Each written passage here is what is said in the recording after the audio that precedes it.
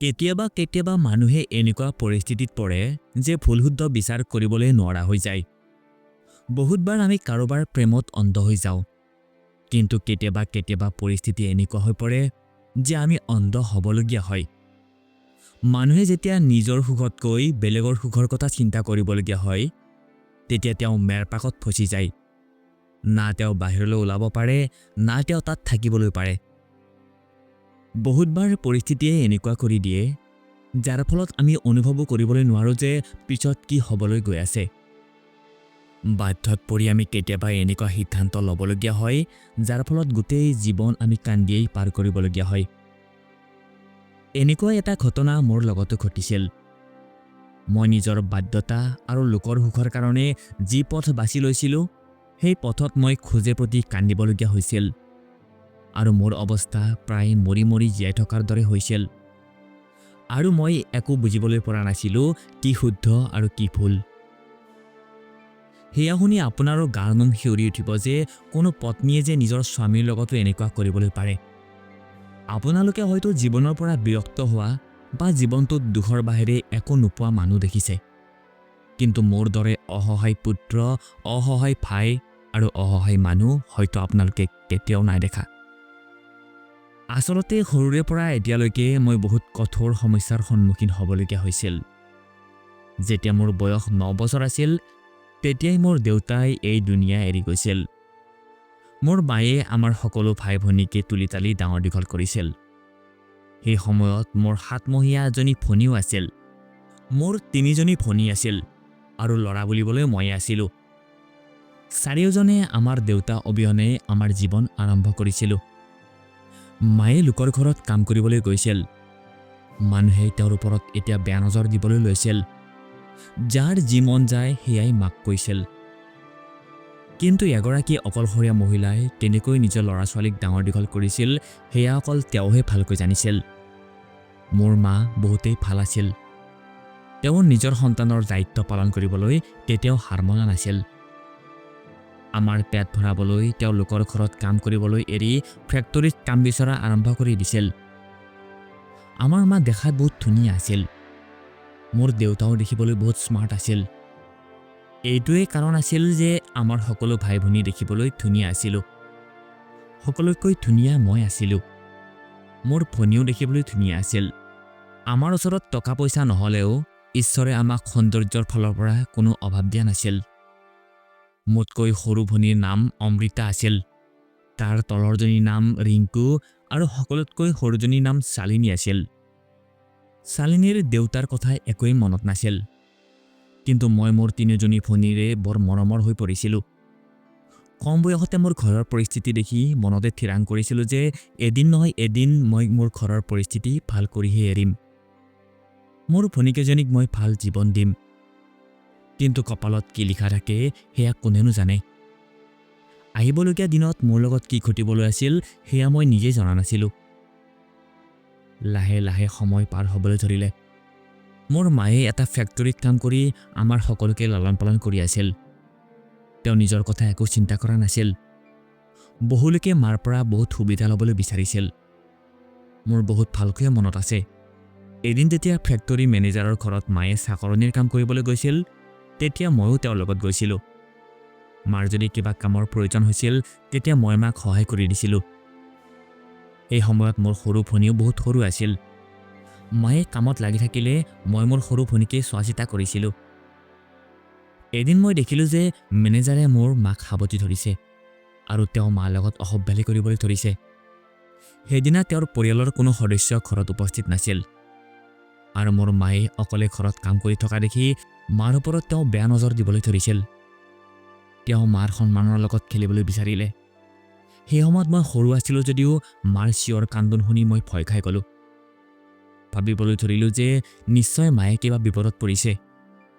মই তৎক্ষণাত মোৰ ভনীক মজিয়াতে বহুৱাই থলোঁ আৰু মই সেইফালে দৌৰিলোঁ যিফালে মেনেজাৰে মাক আমনি কৰি আছিল।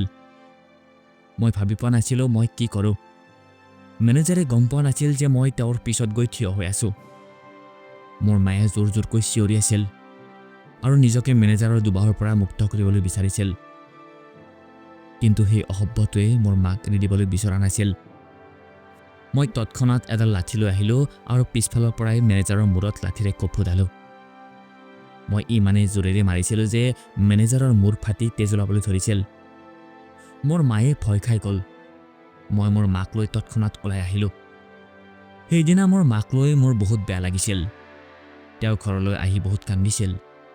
সেইদিনা তেওঁ আমাক চাৰিওকে বুকুৰ মাজত লৈ বহুত মৰম কৰিছিল। সেই বয়সতে মোৰ ঘৰৰ পৰিস্থিতি ঠিক কৰিবলৈ প্ৰতিজ্ঞা বান্ধি লৈছিলোঁ।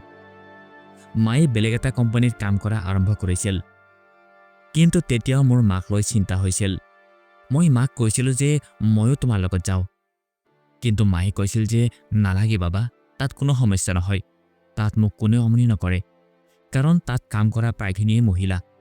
তাত কাম কৰি মায়ে ইমানখিনি টকা উপাৰ্জন কৰি আনিছিল যে সেই টকাৰে আমি ভালকৈ দুসাঁজ খাবলৈ আৰু পিন্ধিবলৈ পাৰিছিলোঁ। মোৰ মা বহুত পৰিশ্ৰমী আছিল। মায়ে মোক ঘৰত মোৰ ভাই ভনীৰ চোৱা চিতাৰ দায়িত্ব দি থৈ গৈছিল।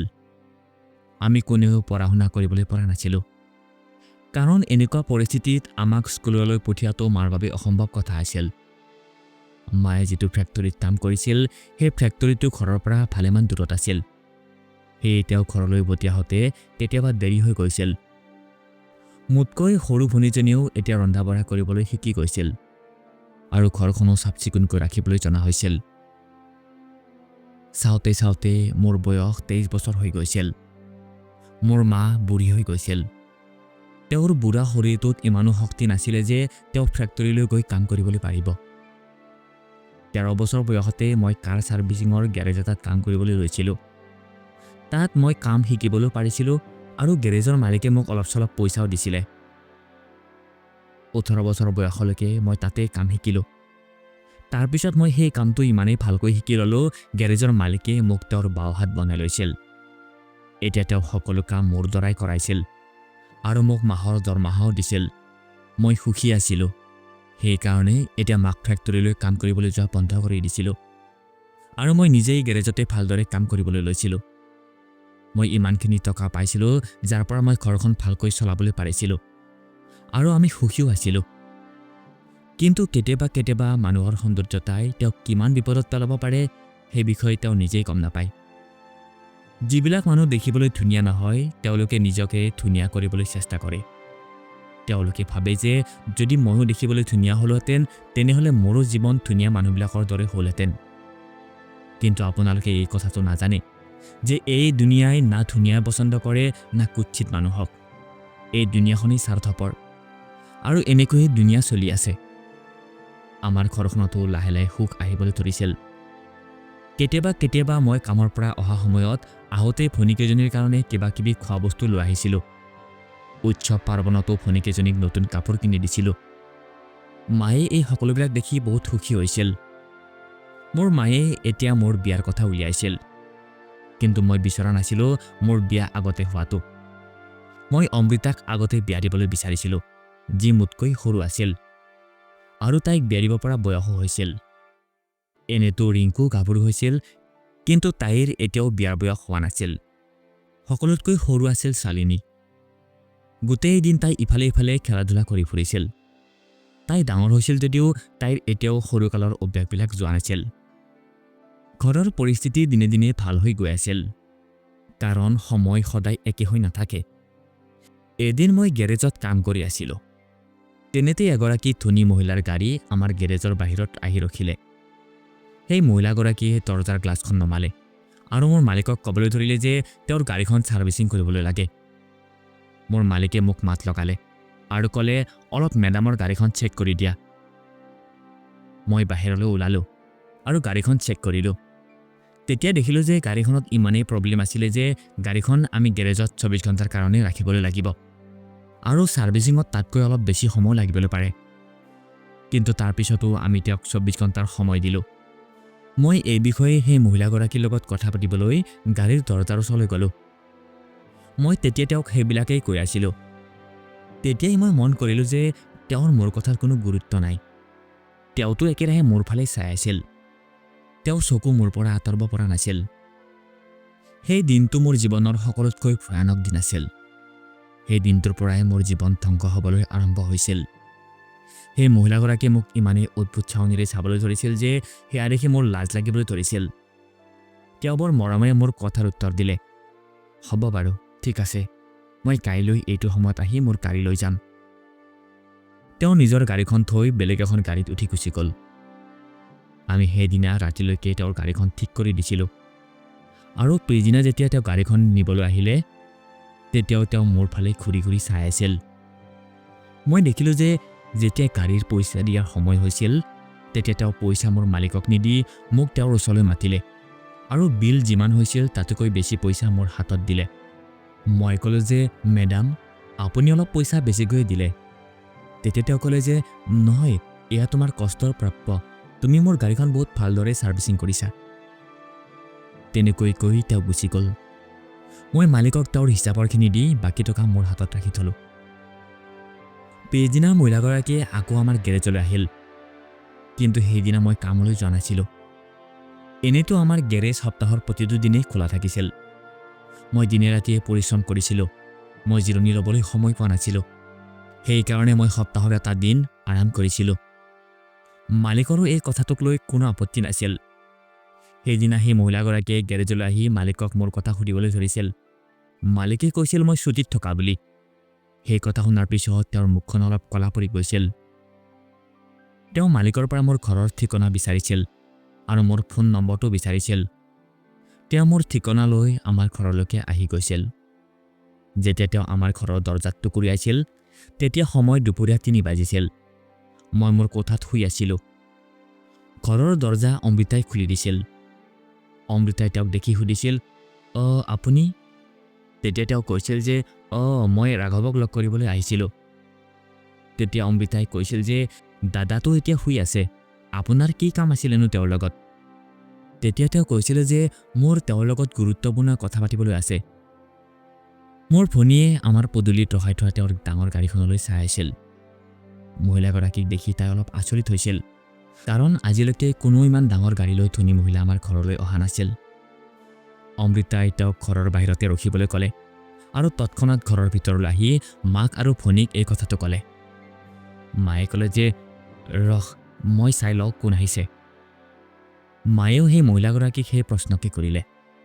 তেতিয়া মহিলাগৰাকীয়ে ক'লে, আপোনালোকে ইমান আচৰিত হোৱাৰ কোনো কাৰণ নাই। মই আপোনাৰ ল'ৰাক লগ কৰিবলৈ আহিছোঁ। মোৰ এটা গুৰুত্বপূৰ্ণ কথা আছে তেওঁৰ লগত। মোৰ মায়ে লগে লগে মোৰ কোঠালৈ আহিলে আৰু মোক জগাবলৈ চেষ্টা কৰিলে। তেওঁ ক'লে যে কোনো সীমা নামৰ মহিলাই তোক লগ কৰিবলৈ আহিছে। সীমা নামটো মই প্ৰথমবাৰ শুনিছিলোঁ, কাৰণ সেই নামৰ কোনো মহিলাকে মই চিনি পোৱা নাছিলোঁ। মায়ে ক'লে, বোপা, এবাৰ গৈ চাই আহ। তেওঁ কৈছে যে তোৰ লগত কিবা গুৰুত্বপূৰ্ণ কথা আছে। মই ভাবিলোঁ যে মোৰ কোনো কাষ্টমাৰ হ'ব, কিন্তু তথাপিও মই খং কৰিবলৈ ধৰিলোঁ যে কাষ্টমাৰ যোনেই নহওক, তেওঁক মোৰ ঘৰৰ ঠিকনা কোনে দিলে। তাৰপিছত মই তৎক্ষণাত উঠি ঘৰৰ দৰজাৰ মুখলৈ গৈ সেই মহিলাগৰাকীক দেখি আচৰিত হৈ পৰিলোঁ। তেওঁ মোক দেখি ক'লে, মোক চিনি পাইছা নিশ্চয়। মই তেওঁক চিনি পাইছিলোঁ। মই তেওঁক কেনেকৈ পাহৰিব পাৰিম? তেওঁৰ বয়স প্ৰায় 55 বছৰমান আছিল, কাৰণ তেওঁৰ মুখত তেওঁৰ বয়সৰ ছাপ স্পষ্টকৈ দেখিবলৈ পোৱা গৈছিল। কিন্তু ধনী লোকসকলে টকা পইচাৰ বলত নিজকে ধুনীয়া কৰি ৰাখিবলৈ সম্পূৰ্ণ চেষ্টা কৰে, কিন্তু নিজৰ বয়স যিমান লুকাবলৈ চেষ্টা কৰিলেও বাঢ়ি অহা বয়স মানুহৰ সন্মুখত লুকাই ৰাখিবলৈ নোৱাৰে। এই মহিলাগৰাকীয়ে মোক ক'লে যে মোৰ তোমাৰ লগত এটা গুৰুত্বপূৰ্ণ কথা আছে। মই মৌন হৈ সেই মহিলাগৰাকীৰ লগত ঘৰৰ বাহিৰলৈ ওলাই গ'লোঁ। এখন চাহৰ হোটেললৈ গৈ মই তেওঁৰ লগত কথা পাতিলোঁ। চাহ খাই খাই সেই মহিলাগৰাকীয়ে মোক এটা বৰ অদ্ভুত কথা ক'লে, যি কথা শুনি মই নিথৰ হৈ পৰিলোঁ। সেই মহিলাগৰাকীয়ে কৈছিল, মই তোমাৰ লগত বিয়া হ'বলৈ বিচাৰিছোঁ, মোৰ তোমাক পচন্দ হৈছে। তেওঁৰ কথা শুনি মোৰ ভৰিৰ তলৰ মাটি খহি যোৱা যেন হ'ল। মই বহুত দেৰিলৈকে তেওঁৰ মুখৰ পৰা ওলোৱা শব্দকেইটাক বিশ্বাস কৰিবলৈ পৰা নাছিলোঁ যে তেওঁক কৈ থকা কথাখিনি সঁচা নে মোৰে মনৰ ভ্ৰম। মই কিবা ভুল শুনি আছোঁ নেকি? কিন্তু তেওঁ যেতিয়া আকৌ সেই কথা ক'লে তেতিয়া মই আচৰিত হৈ পৰিলোঁ। মই ক'লোঁ, আপুনি এয়া কি কৈ আছে? বিয়া পতা কোনো সৰু ল'ৰা ছোৱালীৰ খেল নহয় যে আপুনি ক'লে আৰু মই লগে লগে আপোনাৰ কথাত মান্তি হৈ গ'লোঁ। তেতিয়া তেওঁ ক'লে যে মই এই কথাটো ভালকৈয়ে জানো যে তুমি মোৰ কথাটো ইমান সহজতে মানি নোলোৱা। চোৱা, মই তোমাৰ ঘৰ দেখিছোঁ, ভঙা চিঙা এটা সৰু ঘৰ, দৰিদ্ৰতাৰ জীৱন, তোমাকনো এনেকুৱা জীৱন এটাই কি দিবলৈ পাৰে? মাত্ৰ দৰিদ্ৰতাৰ বাহিৰে একো নোৱাৰে। মোক বিয়া কৰালে তোমাৰ জীৱনেই সলনি হৈ যাব। মই তোমাক টকাৰে এনেকৈ উপচাই পেলাম যে তোমাৰ কেতিয়াও কোনো বস্তুৰে অভাৱেই নহ'ব। মোৰ সন্মুখত সেই মহিলাগৰাকীয়ে এটা চুটকেছ ৰাখিলে আৰু চুটকেছৰ পৰা বহুত টকা উলিয়াই মোৰ সন্মুখত ৰাখি ক'লে, এইবিলাক তোমাৰ। যদি কম হয় তেনেহ'লে তুমি মোক কৈ দিবা। ইয়াতকৈ বেছি টকা তোমাৰ ঘৰলৈ পঠিয়াই দিম। তেওঁ তেওঁৰ মোবাইল নম্বৰ থকা কাৰ্ড এখনো তাত ৰাখিছিল। তেওঁ ক'লে যে তুমি তোমাৰ ঘৰৰ পৰিস্থিতি ঠিক কৰিবলৈ বিচৰা নে নাই? তুমি তোমাৰ ভনীকেইজনীৰ ভালকৈ বিয়া পাতিবলৈ বিচৰা নে নাই? প্ৰথমতে মই তেওঁৰ কথা মানা কৰিছিলোঁ। তেওঁৰ টকা তেওঁক উভতা দিছিলোঁ।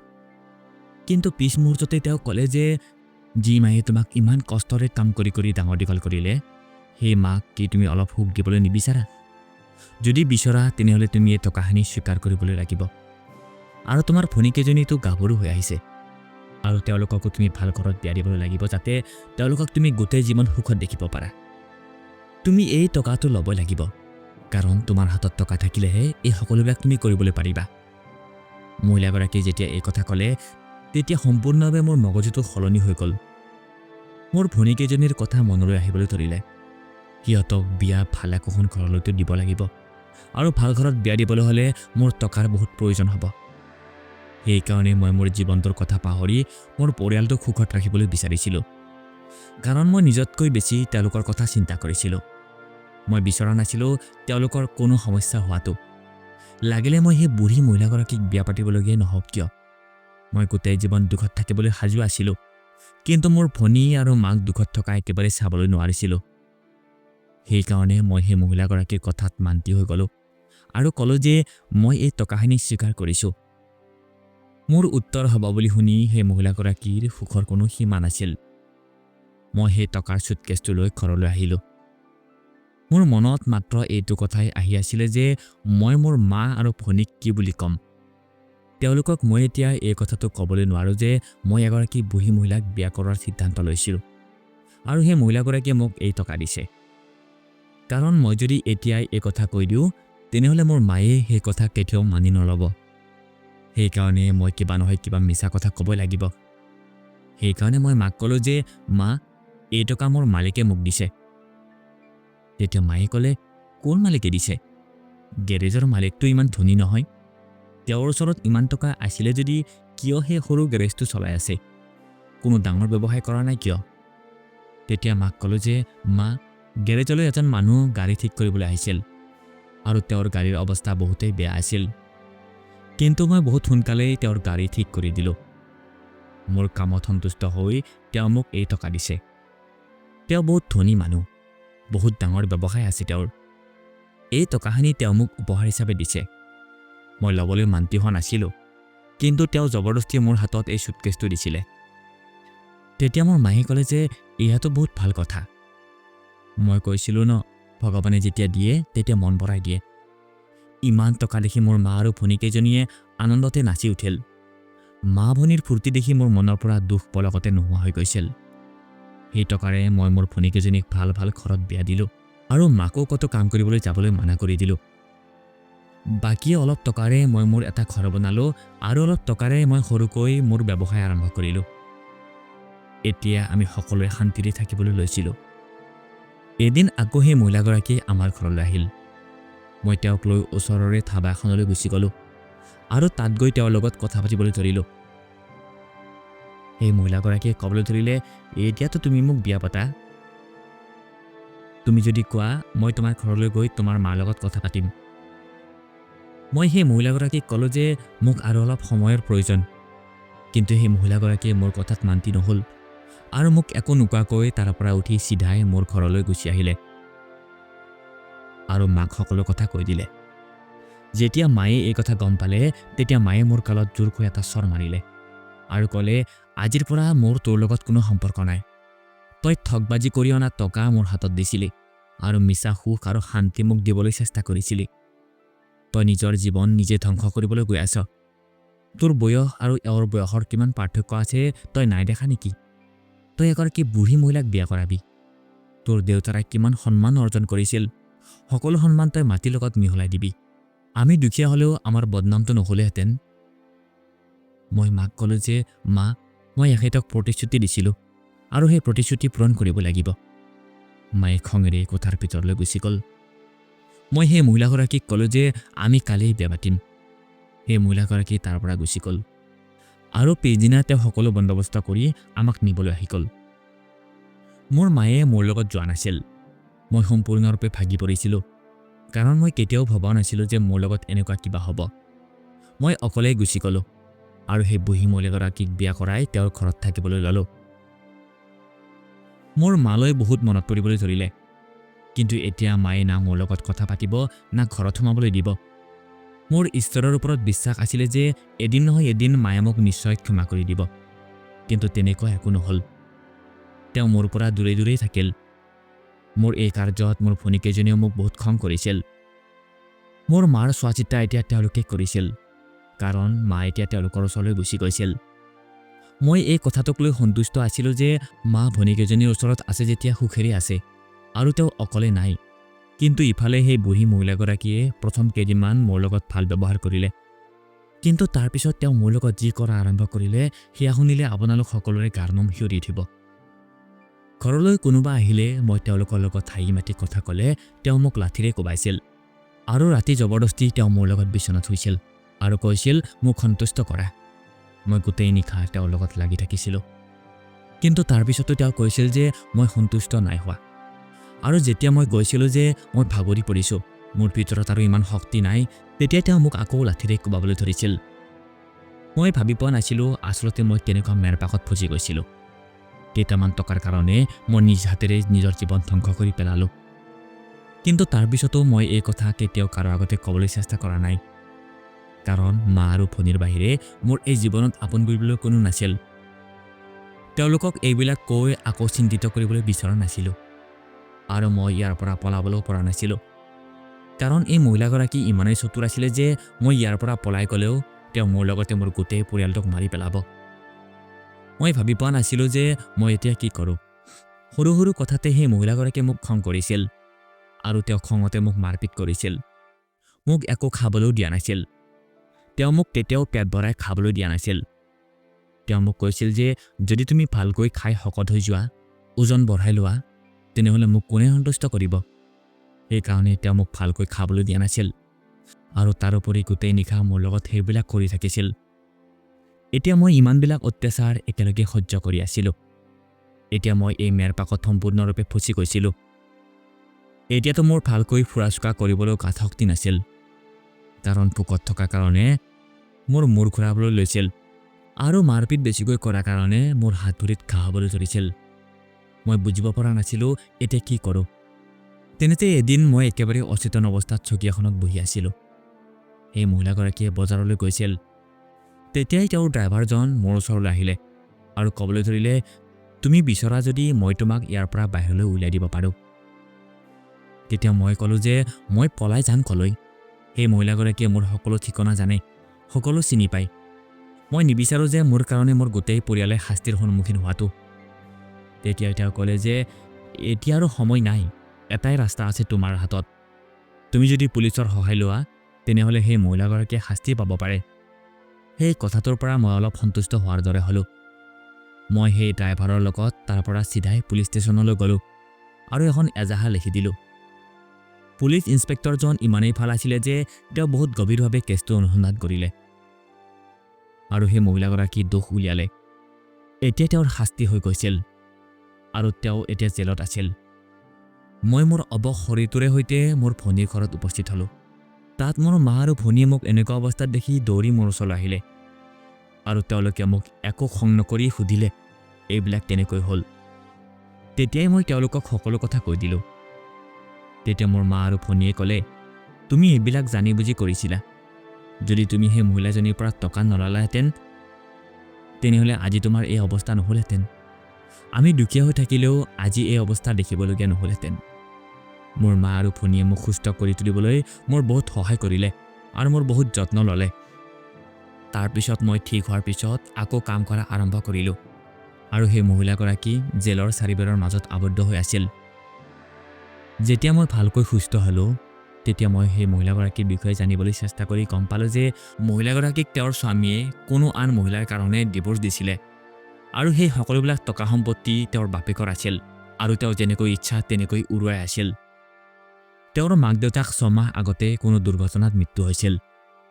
তাৰপিছত তেওঁ নিজকে বৰ অকলশৰীয়া অনুভৱ কৰিছিল আৰু সেই সময়ত তেওঁ নিসংগতাত পৰি অলপ মানসিকভাৱে অসুস্থ হৈছিল, যাৰ বাবে তেওঁ মোৰ লগত এনেকুৱা আচৰণ কৰিছিল। বন্ধুসকল, এটা বয়সৰ পিছত আমাৰ সকলোৰে জীৱনসংগী বা লগৰীৰ বহুতে প্ৰয়োজন হয় আৰু যেতিয়া আমাক তেনেকুৱা বয়সত কোনো আপোনে এৰি থৈ যায় তেতিয়া নিসংগতাৰ চিকাৰ হ'বলগীয়া হয়, যাৰ শাস্তি আমি গোটেই জীৱন ভুগিবলগীয়া হয়। বন্ধু বান্ধৱীসকল, কাহিনীটো কেনেকুৱা পালে কমেণ্ট কৰি জনাব।